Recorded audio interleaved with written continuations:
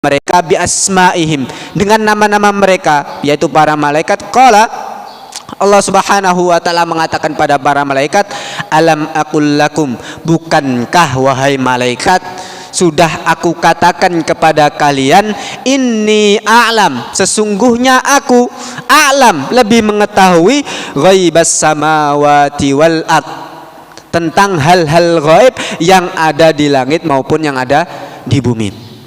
Wa a'lamu ma tubduna wa ma kuntum taktumun, dan aku lebih mengetahui apa-apa yang kalian perlihatkan dan apa-apa yang kalian sembunyikan. Di sini ada dua tafsiran.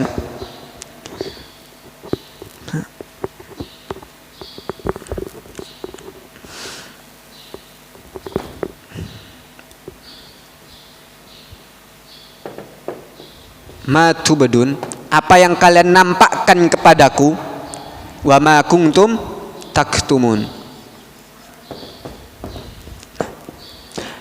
dan apa-apa yang kalian sembunyikan kepadaku. Matu bedun, apa-apa yang kalian nampakkan kepadaku, yaitu pertanyaan para malaikat. Apa tadi pertanyaannya? Qalu ataja'alu fiha man yufsidu fiha wa yasfikud dima. Para malaikat menanyakan kepada Allah Subhanahu wa taala, dinampakkan pertanyaan malaikat.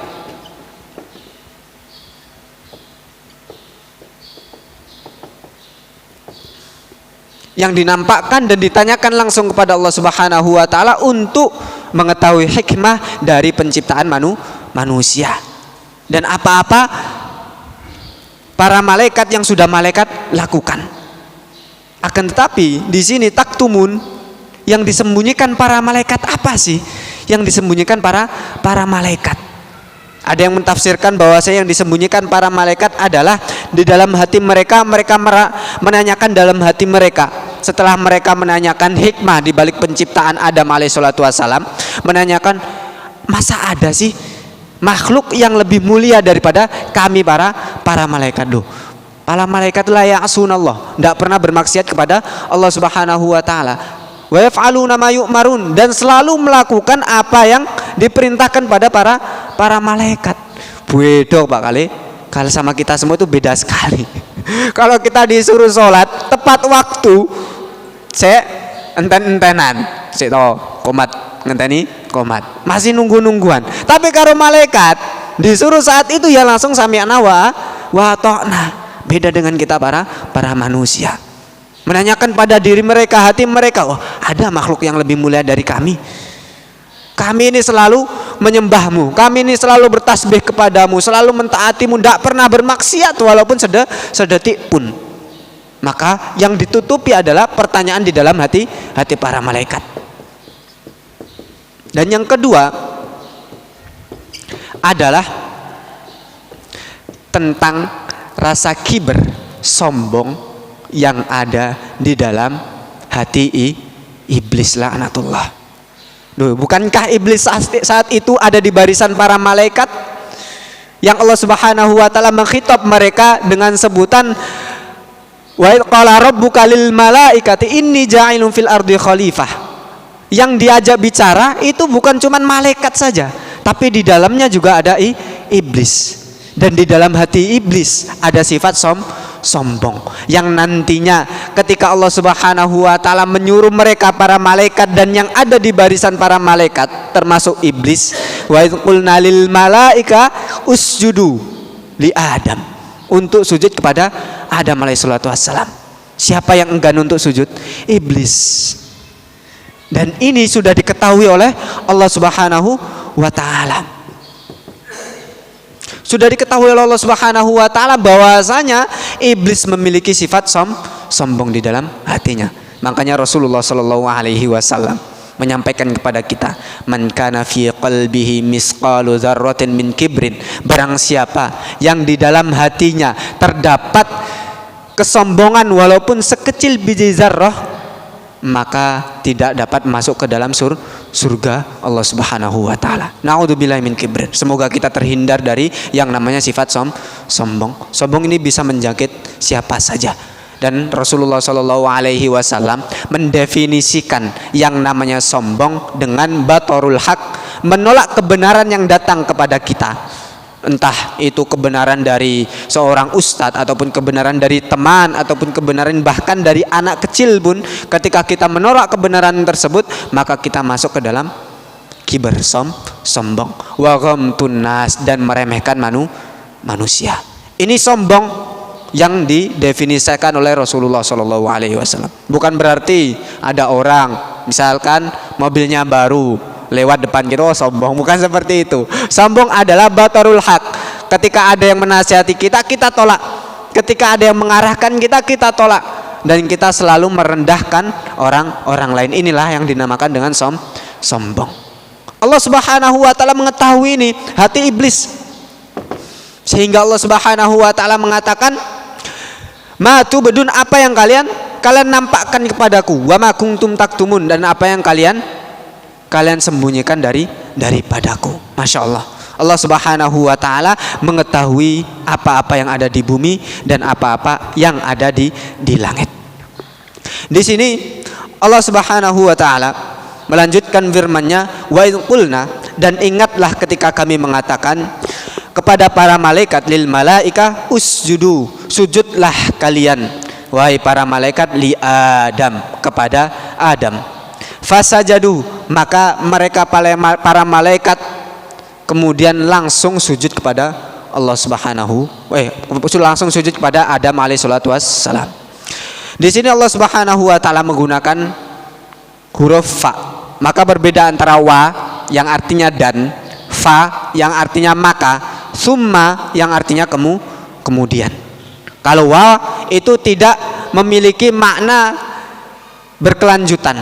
Misalkan saya datang ke masjid dan fulan, artinya bukan berarti saya datang duluan kemudian fulan baru datang setelah saya. Bisa jadi fulan datang duluan, setelah itu saya. Tidak menunjukkan arti apa itu namanya, bareng-bareng tidak, dan juga tidak menunjukkan arti berkesinambungan. Tapi ketika fa, maka saat itulah jawaban langsung dilaksanakan. Sebagaimana Allah Subhanahu wa taala menanyakan janji kepada kita, yang saat itu Allah Subhanahu wa taala berfirman di dalam surat Al-A'raf, alastu birabbikum, bukankah aku adalah Rabb kalian? Qalu bala syahidna. Di situ juga sama bala. Bedanya bala dengan na'am, artinya sama-sama ya. Tapi ketika ada jawaban na'am, itu kita mungkin sempat mikir sesuatu, kemudian kita jawab na'am. Berbeda dengan bala. Bala itu jawaban yang tanpa mikir. Qalu bala syahidna, benar ya Allah, kami tidak perlu mikir bahwasanya engkau adalah Rabb kami. Bala syahidna. Sama dengan fa adalah sebuah jawaban yang langsung dilakukan. Fasajadu, maka setelah pas Allah Subhanahu wa taala menyuruh para malaikat untuk sujud, langsung para malaikat sujud pada Adam. Fasajadu illa iblis, kecuali iblis. Masya Allah. Di sini ulama tafsir juga berbeda pendapat, apakah iblis itu termasuk dari malaikat ataukah iblis itu dari makhluk yang lain, yaitu jin. Maka ada yang berpendapat iblis termasuk dari para malaikat, dan ada juga yang berpendapat bahwasanya iblis adalah dari golongan jin yang diangkat derajatnya oleh Allah Subhanahu wa taala sejajar dengan para malaikat.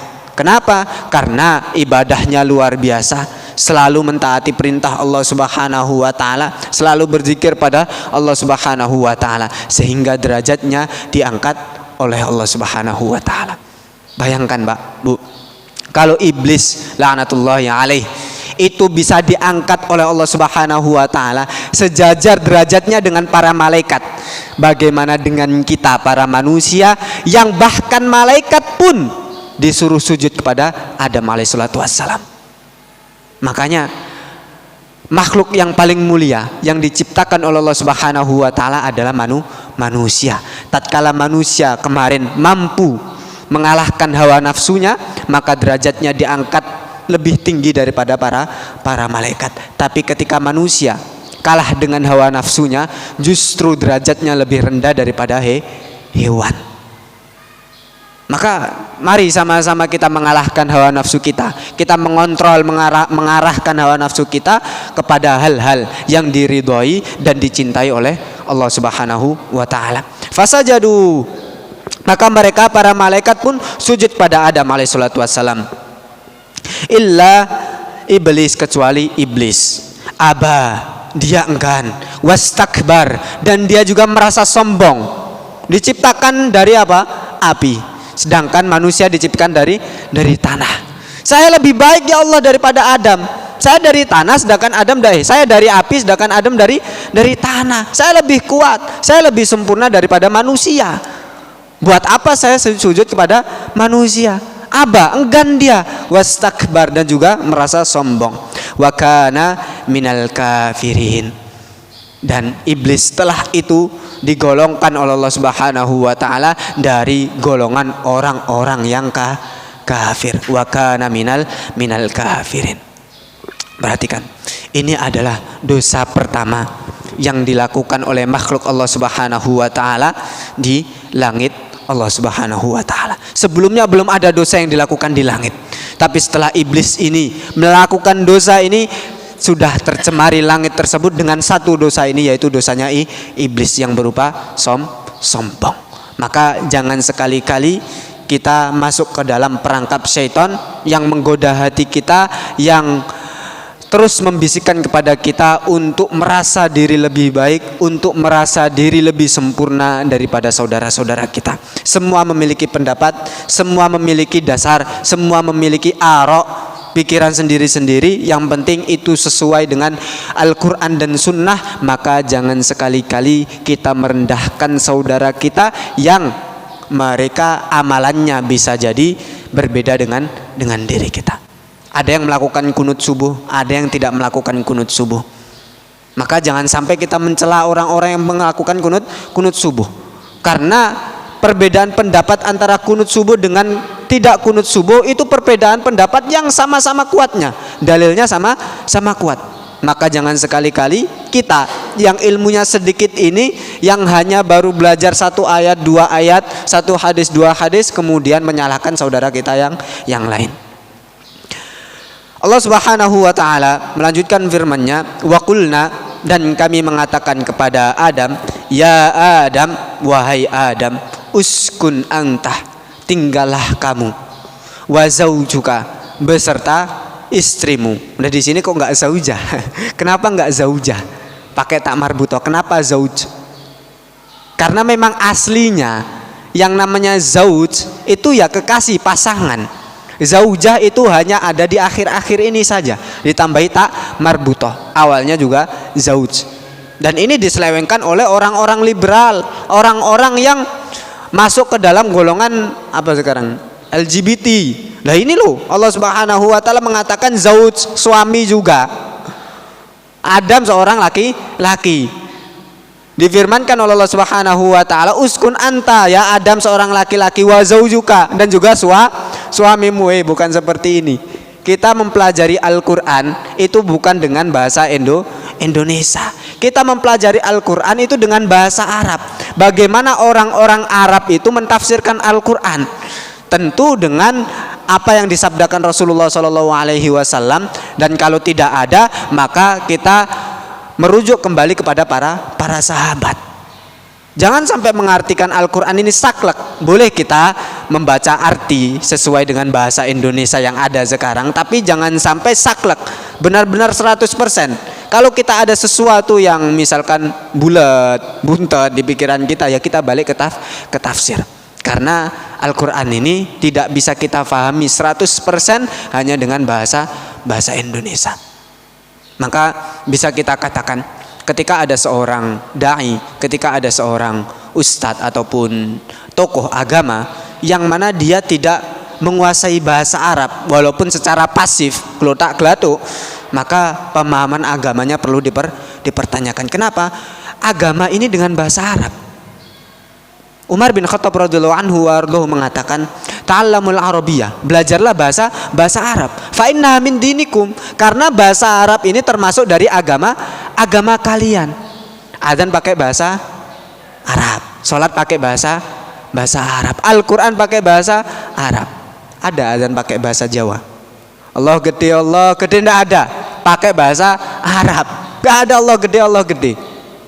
Semuanya dengan bahasa Arab. Makanya penting sekali kita mempelajari bahasa Arab. Paling tidak ketika kita tidak mampu memahami Al-Quran dengan bahasa Indonesia ini, kita balik ke tafsir atau tanyakan kepada ustadz yang lebih tahu. Wa qulna ya Adam uskun anta wa zaujukal jannah. Tinggallah kamu wahai Adam dan juga istrimu di dalam surga. Wa kula minha ragadan, dan makanlah kamu berdua dari apa yang sudah Allah Subhanahu wa taala ciptakan untukmu di dalam surga, ragadan, dengan nikmat, dengan sukacita. Haitsu syi'tuma, apa-apa yang kalian mau. Sudah kita lewati tafsir ayat wa basyiril ladina amanu wa amilus solihat annalahum jannat. Bagi orang-orang yang mereka itu beriman pada Allah Subhanahu wa taala dan selalu mengamalkan amalan-amalan soleh, bagi mereka adalah surga.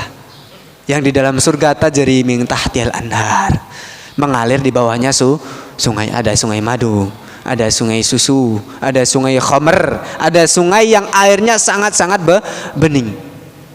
Maka ini semua diberikan Allah Subhanahu wa taala kepada Adam alaihissalatu wassalam. Dan juga Allah Subhanahu wa taala memberikan kullama ruziqu minha, setiap diberikan rezeki dari Allah Subhanahu wa taala berupa apa? Min samarah, dari buah. Maka para penghuni surga mengatakan nanti insyaallah kita akan masuk ke dalam surga Allah Subhanahu wa taala. Amin amin ya rabbal alamin. Mereka mengatakan qalu hadzal ladzi ruziqna min qabl. Bukankah ini yang dulu sudah aku makan di dunia?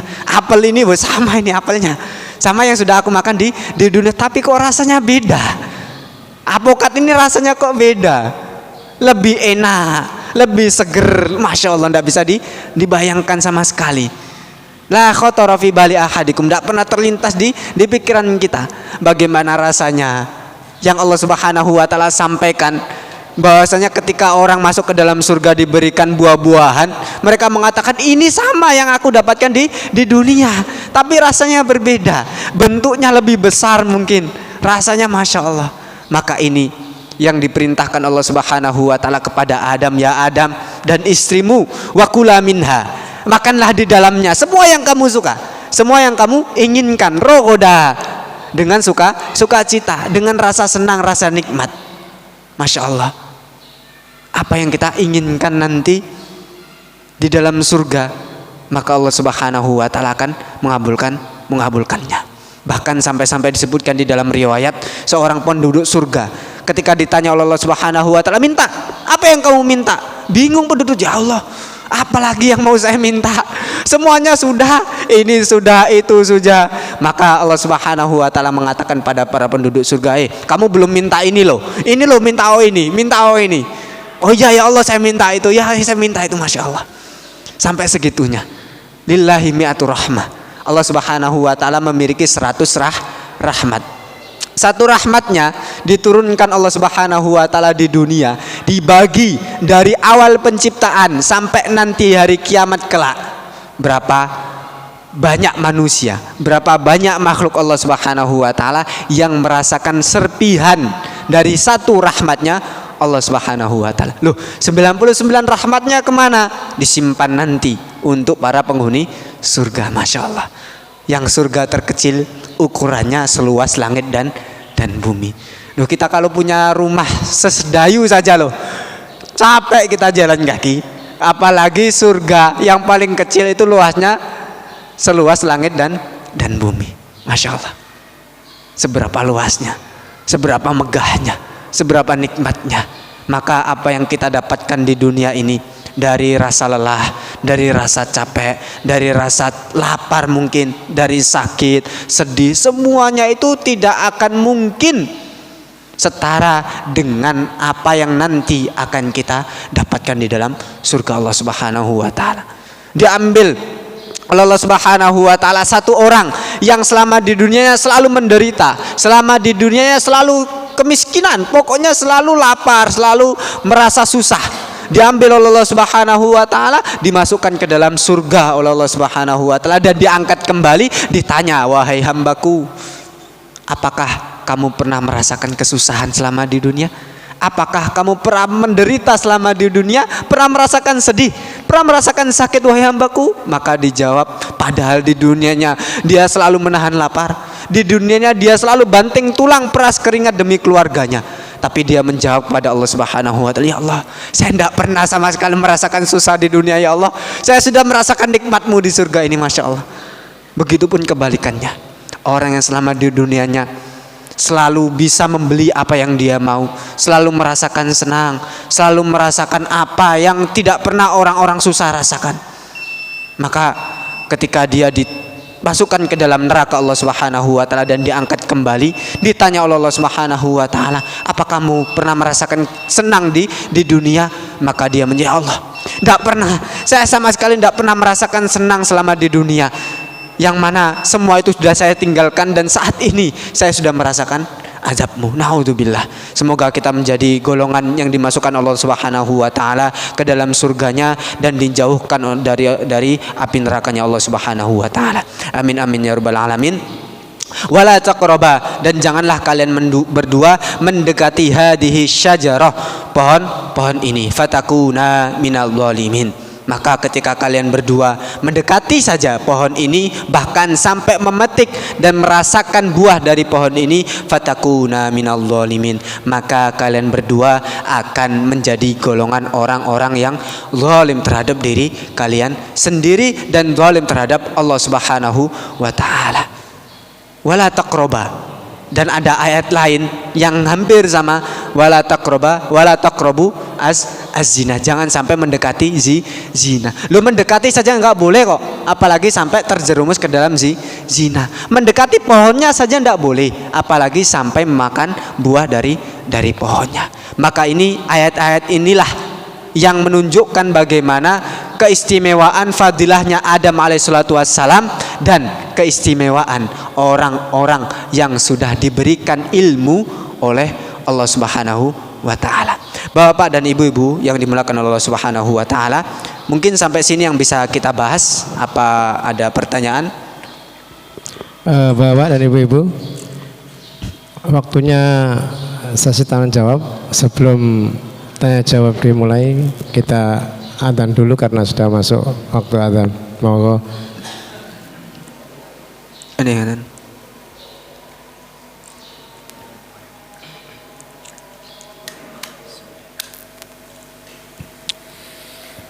Allahu Akbar, Allahu Akbar, Allahu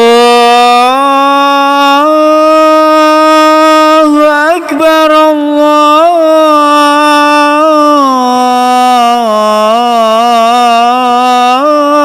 Akbar.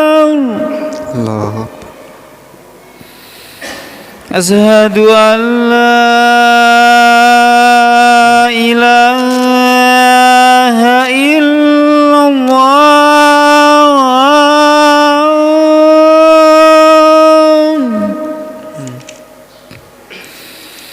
Asyhadu an la ilaha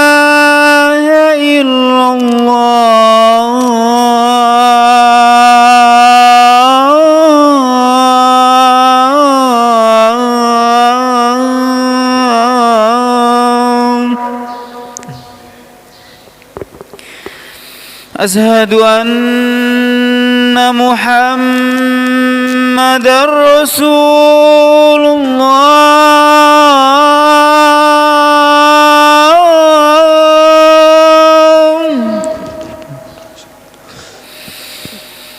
Asyhadu anna Muhammadar Rasulullah.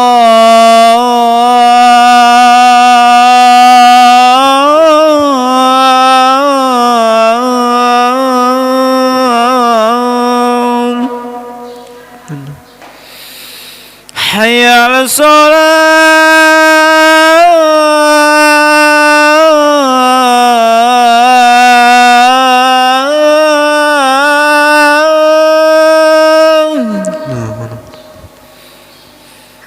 حي على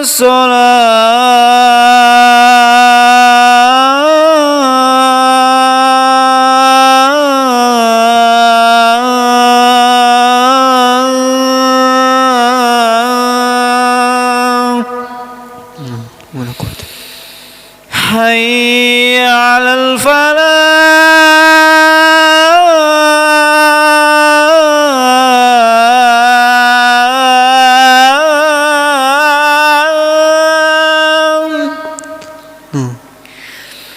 حي على الفلاح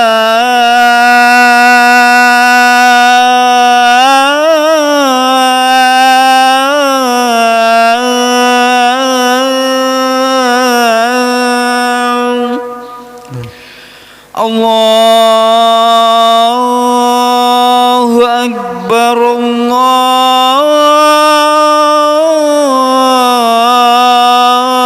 الله أكبر لا إله إلا الله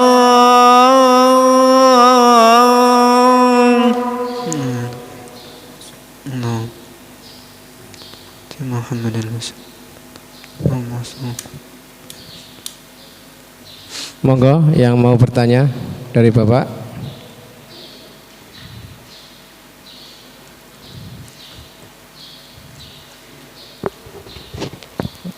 Oh, Pak Budi, monggo Pak Budi.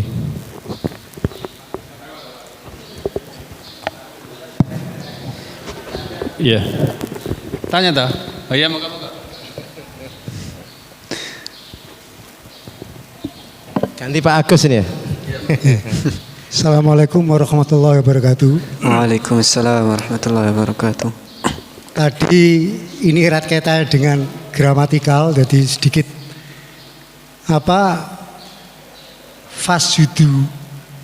Jadi maka bersujudlah kamu kalian.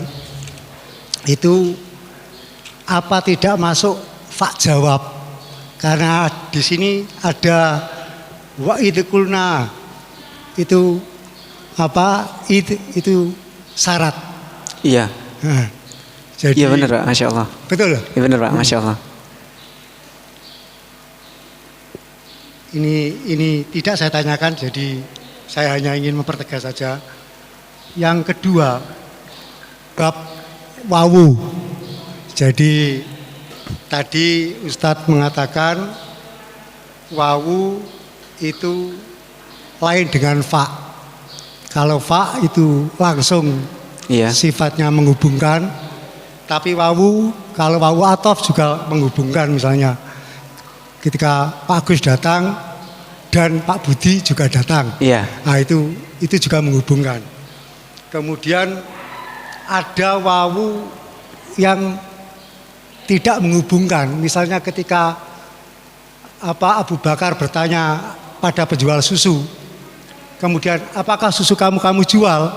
Jawabnya la yarhamukallah. Kalau kita artikan di Indonesia, La yarhamukallah. la yarhamukallah. Itu lam. La Iya lam. la yarhamukallah. Kemudian Abu Bakar menegur, kira-kira bahasanya jangan kamu jawab la yarhamukallah, tapi wala yarhamukallah. Jadi wa di sini menyatakan tidak, kamu tidak jual, yarhamuka, semoga Allah merahmati kamu. Iya. Nah. Kemudian yang saya tanyakan,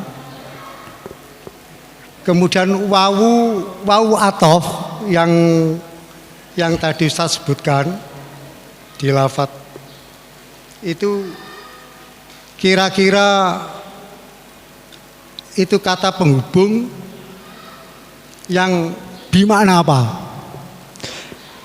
Sudah itu pertanyaannya Ya, Pak. nah. Taib. Bismillah. Jadi untuk huruf-huruf Arab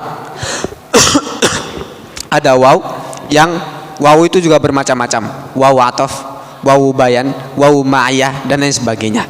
Untuk waw atof sendiri sebagai penghubung, akan tetapi penghubung tersebut yang seperti saya jelaskan tadi tidak memiliki makna apa itu? Ini loh. Iya, berkesinambungan. Tidak memiliki makna, kalau bahasa Indonesia apa? Continue, tidak memiliki makna continue. Artinya apa? Seperti saya telah makan ikan, akaltu samaka, wa dan al khubza, roti. Maka bukan berarti saya makan ikan dulu kemudian roti. Bisa jadi saya makan roti dulu baru ikan. Kenapa? Karena wawu ataf tidak memiliki makna apa lagi tadi itu? Tidak memiliki makna yang berkelanjutan begitu. Berbeda dengan summa. Kalau saya memakai akal tu samaka, saya memakan ikan, summa kemudian al khubza, roti, maka memiliki arti berkelanjutan. Nah ini ataf wawu ataf. Ada wawu ma'iyah yang artinya bersama. Jitu, saya telah datang, wa fulan, bersama dengan fulan. Bukan lagi memiliki arti dan. Nah, saya ini bicaranya dengan ahli nahwu ini kayaknya Pak. Masya Allah ini. Iya, Masya Allah. Jadi mungkin itu Pak, mungkin itu wawu ataf. Artinya wawu yang untuk apa tadi itu? Penghubung, akan tetapi artinya tidak berkelanjutan. Artinya tidak berkelanjutan. Kalau fa penghubung tapi pekerjaannya langsung setelah itu. Dan fa biasanya datang seperti yang Bapak ini jawab tadi, Masya Allah, artinya memiliki sifat jawab dari syarat yang sudah disebutkan, yaitu fi'il amarnya, yaitu fi'il amarnya. Wa idh qulna lil malaikati usjudu, ini fi'il amr, maka setelah itu ada fa jawab. Mungkin itu Pak ya, bisa dijawab. Itu jawaban dari Ustadz Adam itu ya. Monggo Pak Budi, Pak Agus. Ini Sama Pak Agusnya ya. ini pertanyaan bahasa lagi ini. Assalamualaikum warahmatullahi wabarakatuh. Waalaikumsalam warahmatullahi wabarakatuh. Tadi yang di ayat wa idh qulna lil malaikati isjudu li adama wasjadu ila iblis abawastakbar wa kana minal kafirin. Itu Ustaz. Kan waktu Allah perintahkan sujud kepada para malaikat, iblis kan nggak mau sujud, Ustaz. Jadi Allah tetapkan iblis itu menjadi golongan orang kafir ya. Menjadi golongan orang-orang kafir ya, Ustaz. Iya. Ya. Nah, terus ketika itu juga iblis itu sama Allah itu dia ditempatkan di mana, Ustaz? Kok dia masih ada di surga terus menggoda Adam gitu? Nah ini Masya Allah. Gitu. Nah, terus nantinya itu iblis itu kan tidak mati hingga sampai hari kiamat, Ustaz ya. Itu tempatnya di mana iblis tuh? Kalau misalkan sekarang ini posisinya. Iya. Ya. Saya kita buka GPS dulu Pak ya. Aman, Ustaz ya. Assalamualaikum warahmatullahi wabarakatuh. Untuk pertanyaan, setelah iblis enggan untuk bersujud kepada Adam sesuai dengan perintah Allah Subhanahu wa taala, kemudian dikeluarkan oleh Allah Subhanahu wa taala dari surga, iblis nang di? Lagi itu pertanyaannya. Iblis di mana? Kok sampai bisa menggoda Adam lagi? Padahal kan sudah dikeluarkan. Kenapa masih bisa menggoda? Maka jawabannya wallahu a'lam, karena masuk di dalam Israiliyat. Israiliyat itu kisah-kisah dari zamannya Bani Israel yang bisa jadi benar, bisa jadi salah. Di dalam Israiliyat, dalam kitab ini juga disebutkan, nanti kita akan lewat atau sudah lewat, bahwasanya iblis ketika dikeluarkan oleh Allah Subhanahu wa taala dari surga, tentunya ke dunia, maka iblis masuk lagi ke dalam surga itu melalui ular Pak, ular. Jadi ular raksasa itu masuk ke dalam surga Allah Subhanahu wa taala, kemudian iblis keluarnya lewat mulutnya ular ini. Nah, ini namanya Israiliyat, yang kata Rasulullah SAW, kalau datang Israiliyat, cerita-cerita terdahulu, maka jangan sekali-kali kita percaya jangan juga sekali-kali kita mendustai kisah tersebut. Kenapa? 50-50. Bisa jadi benar, bisa jadi salah. Dan surga dahulu, langit dahulu itu tidak sama dengan langit setelah diutusnya Nabi kita Muhammad SAW. Setelah diutusnya Nabi Muhammad SAW, langit itu lebih ketat sampai dijadikan bintang-bintang ini untuk apa? Untuk melempar para syaitan yang berusaha mencuri kabar. Jadi langit dahulu tidak sama dengan langit setelah diutusnya Nabi Muhammad SAW. Dan itu juga termasuk hikmahnya Allah Subhanahu wa taala. Mudah bagi Allah kalau iblis mau masuk ke dalam surga langsung diusir, mudah. Tapi karena memang kehendaknya Allah Subhanahu wa taala seperti itu sehingga menjadi pelajaran bagi kita semua, maka apa yang diinginkan Allah Subhanahu wa taala pasti terbaik dan pasti ada hikmahnya. Wallahu a'lam bishawab. Dan tempatnya iblis sekarang di mana? Saya tidak tahu. Tempatnya iblis sekarang di mana saya tidak tahu. Ada yang mengatakan di tengah laut sana. Karena memang tempatnya istananya iblis jin itu di tengah laut. Wallahu a'lam bishawab. Nanti bisa cari sama-sama Pak ya. Iya Pak. Monggo. Miknya biar kedengaran.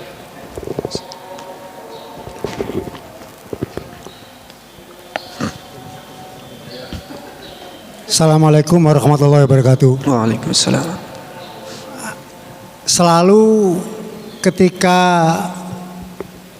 lafat ketika di surga itu lafadznya selalu iblis. Itu artinya iblis itu isim atau makhluk. Kemudian ketika sudah berupa perbuatan menggoda, itu yang sering di Al-Quran itu menggunakan kata setan. Kira-kira setan itu bedanya apa dengan iblis? Masya Allah. Ya. Masya Allah. Pertanyaannya luar biasa. Kenapa ketika Allah Subhanahu wa taala menceritakan cerita tentang dikeluarkannya makhluk ini yaitu iblis, memakai lafaz iblis. Sedangkan ketika di dunia, ketika berbicara tentang makhluk ini dan bala tentaranya memakai lafaz syaiton. Karena syaiton itu sifat. Dan syaitan itu bukan cuma dari golongan jin. Bisa jadi kita naudzubillah. Bisa jadi dari manusia masuk ke dalam golongan setan. Tasyaitona kalau jenengan Masya Allah, jenengan ahli nahu. Tasyaitona ya tasyaitonu yang memiliki sifat setan. Bahasa Jawanya kesetanan. Kan ada orang kesetanan, tasyaitona ya tasyaitonu kesetanan. Nah, kalau iblis itu namanya Pak. Iblis itu namanya. Jadi jin itu juga punya nama masing-masing. Kalau di sini ada nama Adam, ada nama Budi, ada nama Rosyid dan lain sebagainya. Jin juga mungkin Tukiem atau apa mungkin ada. Dan ini salah satu namanya yaitu iblis yang menjadi rajanya para jin yang dikekalkan oleh Allah Subhanahu wa taala sampai nanti hari kiamat dan menjadi musuh kita yang nyata. Mungkin itu jawabannya Pak.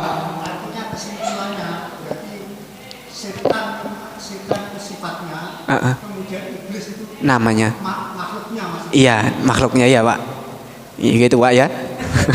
Iblis itu nama makhluknya ini. Tapi dari golongan jin yang namanya iblis. Kalau setan itu sih sifatnya. Wallahu a'lam bishawab. Udah ya. Alhamdulillah 4 pertanyaan sudah dijawab oleh Ustadz, dan itu sebagai tambahan ilmu bagi kita semua. Sebelum acara kajian ilmu ini kita sudahi, maka marilah kita membaca doa hamdalah dan doa kafaratul majlis. Alhamdulillahirabbil alamin. Subhanakallahumma wa bihamdika asyhadu an la ilaha illa anta astaghfiruka wa atubu ilaih. Dari saya sebagai pembawa acara, kalau ada kata yang kurang berkenan, saya mohon maaf yang sebesar-besarnya. Akhirul kalam. Assalamualaikum warahmatullahi wabarakatuh.